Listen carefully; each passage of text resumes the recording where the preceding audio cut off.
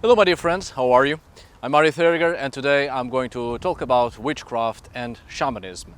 Just some quick notes and perhaps some food for thought concerning similarities between these two realities, not so different from one another, at least in terms of perceptions of reality and world views.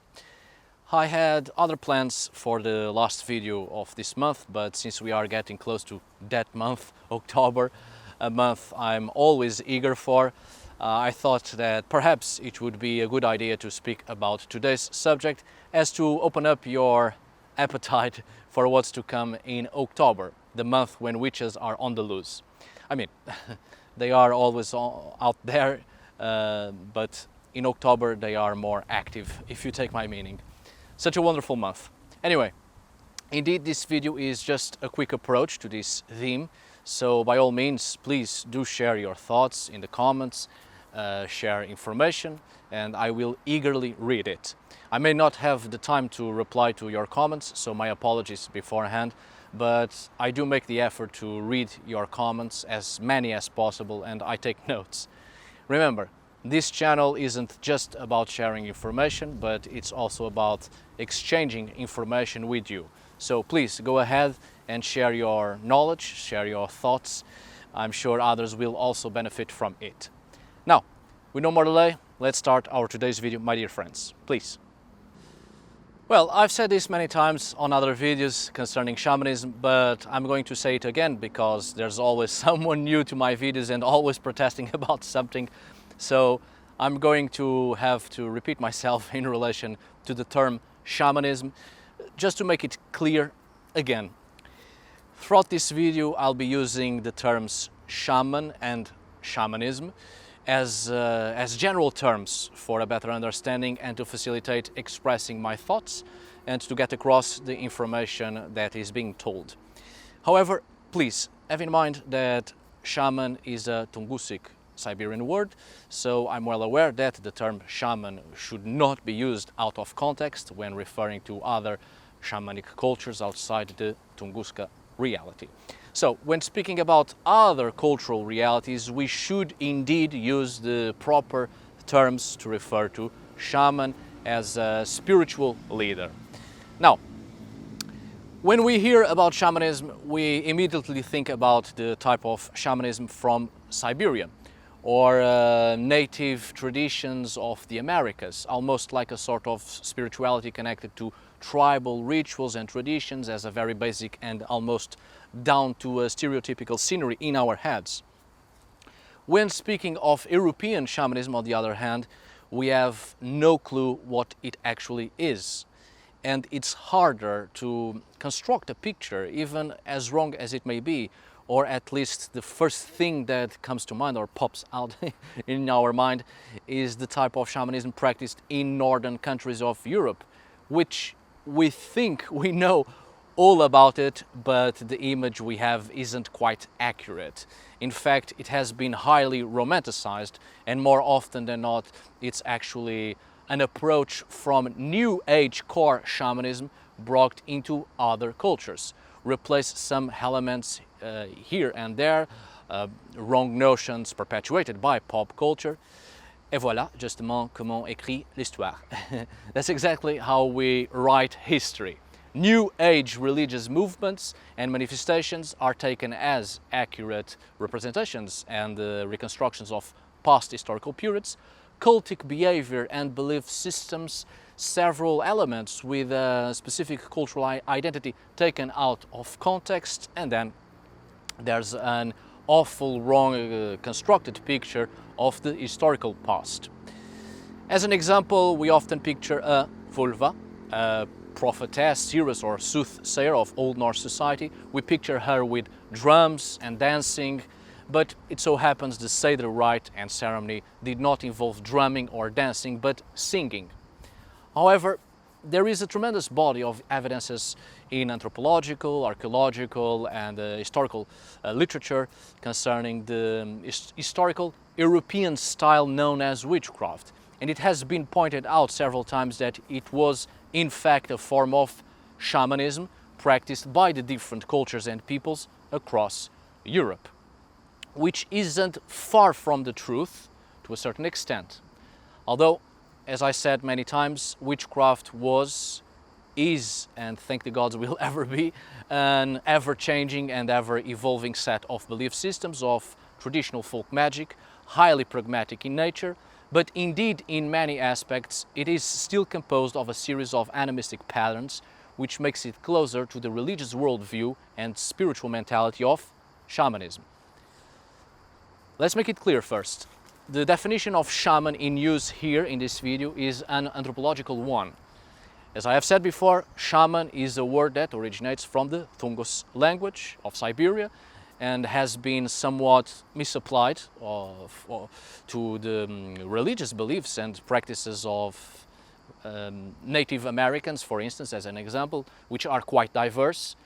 Some are certainly shamanic, others not so much, and everything within a culture that slightly resembles a shamanic behavior is immediately labeled shamanism, and the practitioners as shamans, even though several cultures actually have their own terms for shamanism and shaman. Now, the shaman, in this context, just for a better understanding, is a magical religious practitioner who works with the help of spirits, helping spirits and or a spirit spouse, sometimes involving spiritual possession, usually on behalf of or to the benefit of their community by means of mainly healing and divination. Shamanic experiences all over the world share some general characteristics in the form of traumatic personal experience and or a visitation by spirits, the formation of a strong bond between the shaman and one or more helping spirits, and a working relationship with those spirits, frequently characterized by ritual invocation and spirit flight or trance states to achieve specific goals. The pre-Christian practices of the European populations and within their cultural, social, religious patterns had these same characteristics on several points, all the way from the Iberian Peninsula to the Far East and up into the cold North. The various peoples of Europe had their own ways of communication with the spiritual world and the natural world, which in most of the cases, speaking of such spiritual practices, are two worlds strongly connected. The natural world and the spiritual world often being one and the same, with no real clear boundary within the animistic mentality. Indeed, archaeologically speaking, concerning material culture of several pre-Christian European cultures, in 98% of the cases it's almost impossible to make a clear separation between magic and religion.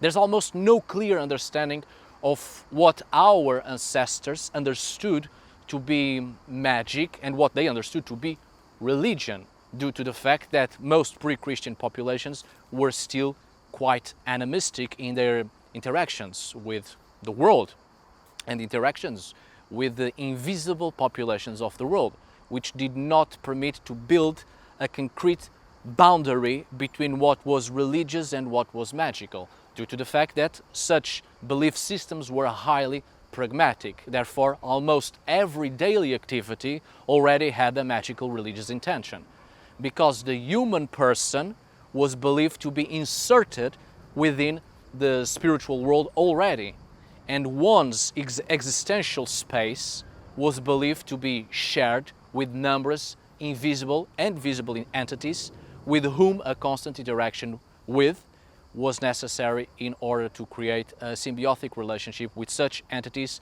to avoid harm, damage, illness, and even death. In other words, the average individual in a smaller scale was doing precisely the same thing as a shaman, as a spiritual leader of a community. That is, a series of pragmatic activities in order to create a connection with the spirits, with the invisible populations of the world, for the benefit of the community, the household, the family, or even simply on an individual level, in order to survive, as human populations depended very much on the interaction with the natural world, absolutely infused with a variety of spiritual entities, be those visible or invisible, that can and will cause real effect on real people. So these pragmatic activities and behaviors have survived within traditional folk magic, that is, witchcraft. Basically, traditional folk magic is just my fancy way to say witchcraft without having to specifically use the term witchcraft, which may lead to several misunderstandings due to the negative and derogatory use of the term, including in terms of misrepresentation of religious understandings and elements of belief systems, especially in the Middle Ages and throughout the modern period. So basically, these series of activities within traditional folk magic are behaviors that are also noticeable within shamanism and in the behaviors of spiritual leaders, a constant interaction with spiritual populations for the benefit of the human populations, bargaining and reasoning with the several populations of the world in order to avoid harm, damage, illness and death. In other words, in order to survive and maintain existence within the world that is fully populated with all sorts of spirits. With time and the constant invasions, migrations and displacement of populations of different cultures in each geographical area, these European practices have been greatly lost. However, during the medieval period, these practices were still very much alive, and we can find it in most books and documents that talk about the Middle Ages. People during that time still practiced the spiritual ways of their ancestors to a certain extent, especially in remote and rural areas. Certain practical activities within traditional folk magic and beliefs survived and lived on in the most rural parts of each country, and it was often thought that this happened because the people in the rural areas did not have much access to what was going on in the city or great urban centers, and because these people were less educated or civilized, and as such they continued to practice the old ways in a derogatory sense. None of this is true. In spite of each country having had a lot of invasions, migrations, wars, etc., and the cultures changed because people had been killed in masses and temples have been destroyed and such, each new population and even invaders with clear negative impact over populations such as war making, well, they still kept alive the inhabitants that worked the fields and took care of the animals, because they needed people to work for them, people who already knew how to deal with the land, turning them into slaves for new masters.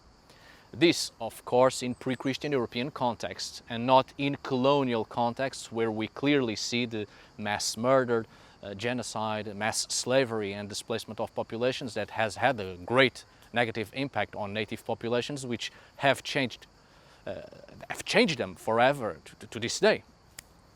And the native populations with colonialism lost much more than freedom and their own lives. Future generations were born in an environment devoid of cultural identity and a sense of belonging. However, in pre-Christian Europe, even though having been an history filled with war and battle carnage, the key to success of an invading army was always to, well, of course, throw down the ruling power, but also keeping alive native populations who knew the land and its ways, and who could work for or being enslaved by the new ruling power to avoid a major negative impact on the economy. And precisely because of this careful strategy, much of the belief systems and religions of native peoples were somewhat kept alive and syncretized with several belief systems of each period, still talking in a pre-Christian European context. So it's understandable that those people kept the old ways, and so they were passed on from generation to generation and always incremented by new belief systems, enriching the already existing traditional folk beliefs. Truth be told, traditional folk beliefs survived longer than religious conceptions, because such folk beliefs are a set of syncretic faiths, religions and beliefs that are able to accompany the social, political and religious changes, modifying certain aspects, but the intended effect of such practical behaviors remain more or less the same. That's what witchcraft is all about. A series of practical behaviors with an intended purpose, always evolving and changing due to the capacity of absorbing the different cultures or cultural aspects of each historical period people come in contact with. And such different cultural aspects enrich folk beliefs, expand practical behaviors into other fields, and increases the chance of success of what people do in order to get an intended effect. So basically, witchcraft, just like shamanism, is a means of survival. Not just practical behavior in order to survive and preserve life and existence within the world, but also the capacity of absorbing different cultures and religious conceptions, making witchcraft a syncretic pragmatic activity as a means of survival. Surviving the evolution of societies and being able to accompany the social and religious changes in order to maintain ancestral knowledge. So during the medieval period, these spiritual practices were still being held as a survival exercise, not only to carry on with ancestral behavior in order to survive within the existential space, but also surviving the social religious changes of each period. Witchcraft being the struggle of survival and, in a way, the preservation of ancestral memory as a means of passing knowledge through the generations, as an essential tool for the survival of future generations, by the knowledge earned through success and failure of practical behaviors. So, of course, witchcraft, or better still, traditional folk magic, was still very much in practice until at least the Middle Ages. But the Christian faith was spreading quite fast, and people were accused of witchcraft, and many people lost their lives.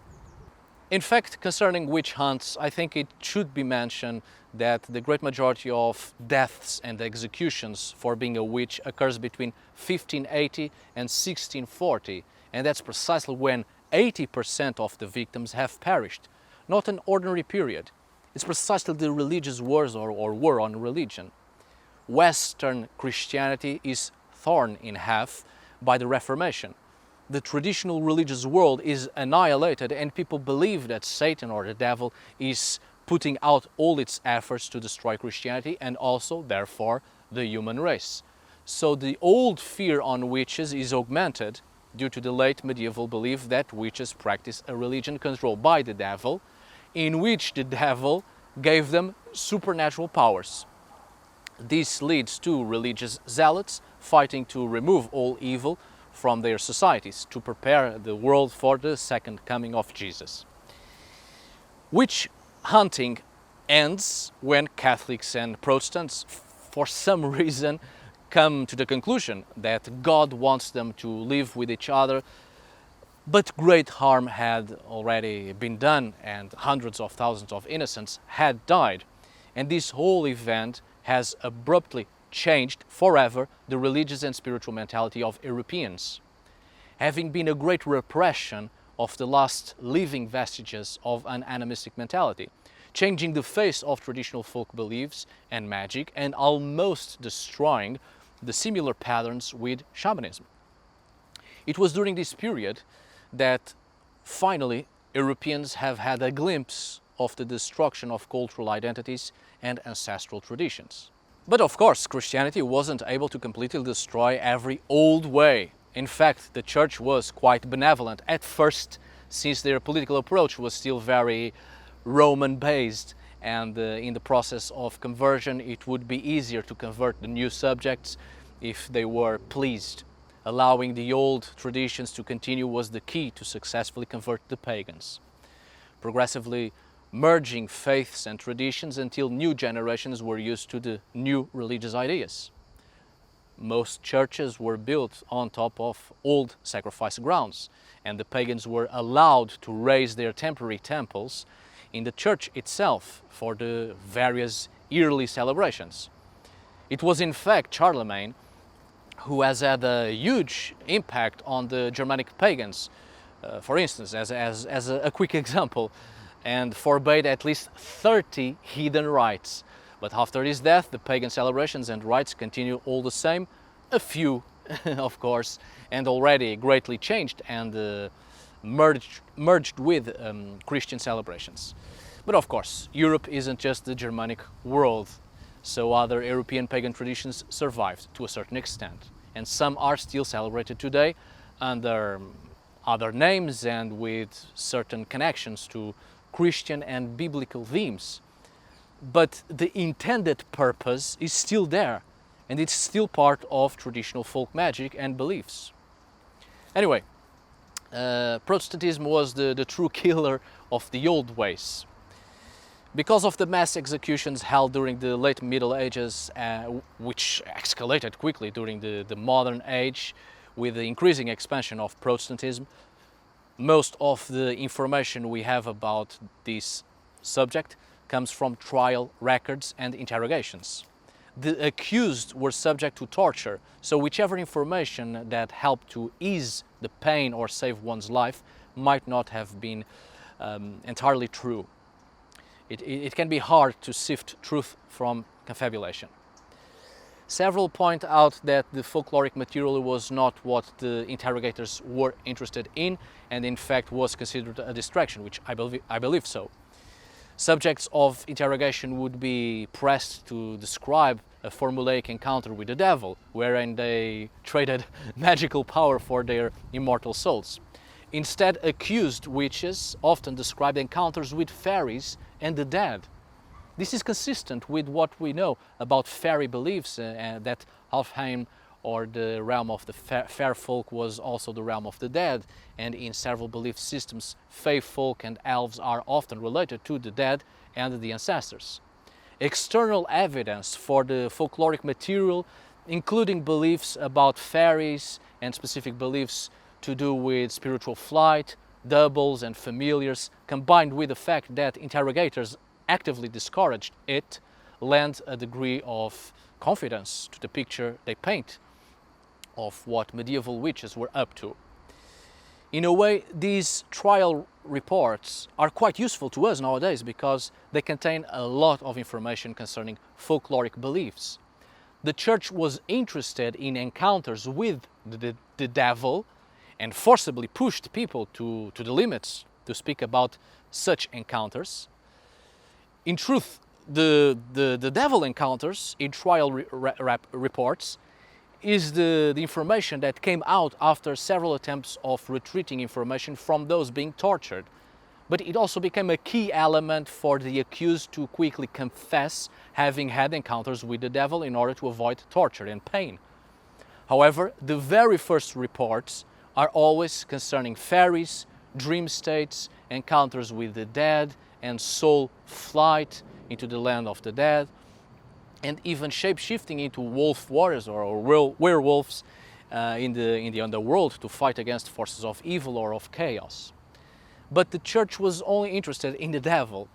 But even so, such information was recorded, which helps us to understand that such folkloric practices, witchcraft and shamanic work was still very much alive during the late Middle Ages. In truth, it's precisely these encounters with invisible populations and dream flight and whatnot that gives us a lot of similarities between witchcraft and shamanism. Witches during these times worked alone, for instance, or in groups sometimes, but in most cases alone. There was the tendency to be kept apart from the norms of society or society itself, and an individualization of the magical work. They often had named spirit helpers who appeared to them frequently. These spirits might be in the form of a cat, rat, toad, bird, a human being, an unnatural creature. They also encountered other figures, including the king and queen of Helheim, who sometimes presided over gatherings and sometimes helped them directly, or a horned figure, or a man in black, some figure of authority presiding over the magic work. They described leaving their homes and flying or going forth in the forms of animals, generally a cat or hare, which is also frequently mentioned in shamanic practices precisely.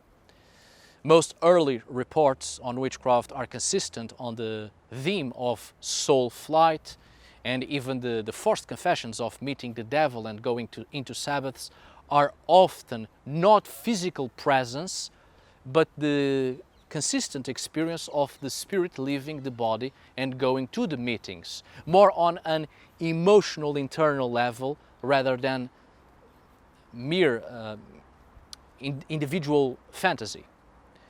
Their interactions with spirits, flying and other seemingly fantastic or impossible activities are described as straightforward experiences. They also perform numerous acts of witchcraft, ranging from healing or other beneficial spells without distinction between what we would now consider herbal medicine and what we would think as magic. This is consistent with books of home physic and black books from that time period and later, which often include both an herbal concoction and an incantation in a single cure. Again, there was still not a great mental distinction between magic, religion and science, but often a combination of all these factors in order to enhance the powers involved and expand the chances of success of the intended effect. Remedies administered alongside prayer and or invocations, and use of amulets in a combination of elements to increase the success of the intended effect. This is absolutely similar with the way that shamans from other cultures describe their experiences as well. But it is so far from current Western ideas as to be feared as pathological. Another thing to take into consideration is that fully becoming a witch is something that you can neither inherit, nor study, nor buy, but only receive as the gift of an ongoing relationship with the spiritual world from other beings, such as it happens with shamans precisely. One does not simply become a shaman just because they want it. A person becomes a shaman because it was chosen by beings, spirits, spirit spouse, ancestral shamans, gods, and so on and so forth, something out of the person's control. And that has profound implications for how a modern witch seeking to be traditional will approach such things as training, teaching, and joining an initiatory lineage. So, whether we agree or not, witchcraft has many similarities with shamanism, as attested by early trial records and interrogations. Witchcraft as a pragmatic folk tradition with similar behavior, intention, practice, and even similarities in the approach with visible and invisible populations of the world, just as in shamanism. In this way, the witch is an individual maintaining a certain shamanic conduct and holding on to an animistic worldview, always living and experiencing life on liminal spaces. Alright, my dear friends, I hope you have enjoyed today's video. Hopefully it will inspire you to put more witchery in your morning coffee. Now, I'm afraid I'll have to go. I have an appointment with an old hag at her burial ground. There are some questions still without an answer, and I must see to it. Perhaps you will understand what I'm saying in the near future. I plan on explaining this to you during the month of October, if I have the chance. You see, I'm returning home to my place of birth. Not a good place, very dark and eerie, but occasionally I go there to seek some answers. But never mind all of that. For the upcoming month of October, I wish you all a wonderful time. Make sure you always have time for a bit of magic in your daily life. Thank you so much for watching. See you on the next video. And as always, thanks for today.